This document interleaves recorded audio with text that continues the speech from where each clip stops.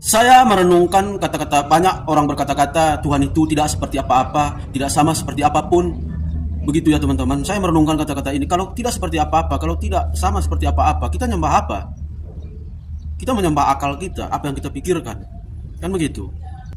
Sepemahaman saya tentang kekristenan, Allah itu maha besar, memang tidak seperti apa-apa. Tidak sama seperti apapun yang ada di dunia ini.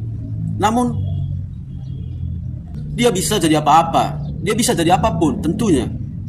Jadi sepemahaman menurut saya ini tidak membatasi kuasa Tuhan.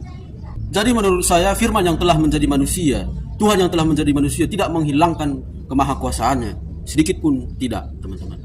Jika dia tidak jadi manusia, ya kita tidak bisa melihat Allah. Di surga pun kita sujud mengarah kemana coba?